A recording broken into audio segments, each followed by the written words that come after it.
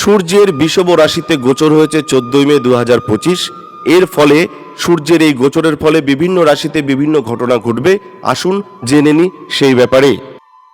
বৃশ্চিক রাশি, যারা বৃশ্চিক রাশির জাতক জাতিকা রয়েছেন, বৃশ্চিক রাশিদের জন্য সূর্যদেব আপনার কেরিয়ার ভাব অর্থাৎ দশম ভাবের অধিপতি, যা এবার আপনার সপ্তম ভাবে গোচর করতে চলেছে।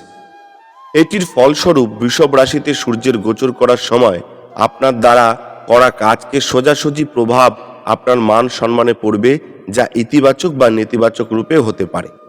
আপনি কম সময়ে দ্রুত খ্যাতি অর্জন করবেন, কিন্তু এই সাফল্য আপনার জন্য কুখ্যাতির কারণও হতে পারে, তাই আপনাকে সতর্ক থাকার পরামর্শ দেওয়া হচ্ছে। সূর্য গোচরের সময় বৃশ্চিক রাশি জাতক জাতিকারা তাদের জীবনসাথী আর ব্যবসার পার্টনারের সাথে কথা বলার সময় খুব সজাগ থাকতে হবে, আর আপনাকে তার ভাবনা এড়ানো থেকে বাঁচতে হবে। ব্যবসা এবং কেরিয়ারে যখন আপনার নেতৃত্বের কথা আসে, তখন আপনার আচরণের দিকে মনোযোগ দিতে হবে, এটা কিন্তু আপনার মাথায় রাখতে হবে।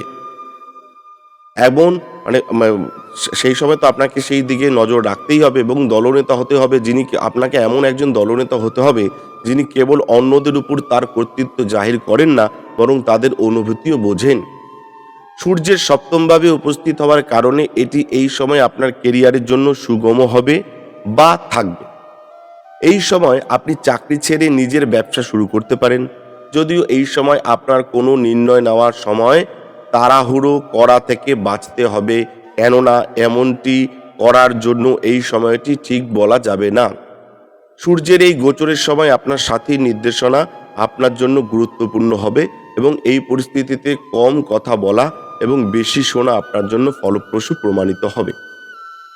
সপ্তম ভাব থেকে সূর্যের সোজাসুজি দৃষ্টি আপনার লগ্ন প্রথম ভাবে পড়ছে।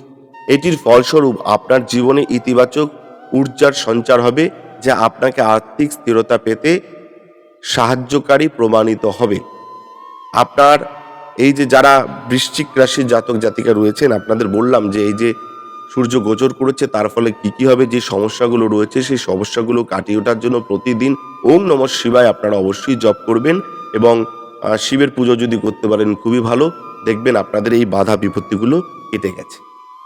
এবং তার সাথে সাথে আরেকটা কথাও বলবো আপনাদের, যে নিয়মিত আপনারা বৃশ্চিক রাশির যারা জাতক জাতিকা রয়েছেন আপনাদের কিন্তু এটা মাথায় রাখতে হবে যে আপনাদের বিভিন্ন বাধা বিপত্তি কিন্তু রয়েছে। এবার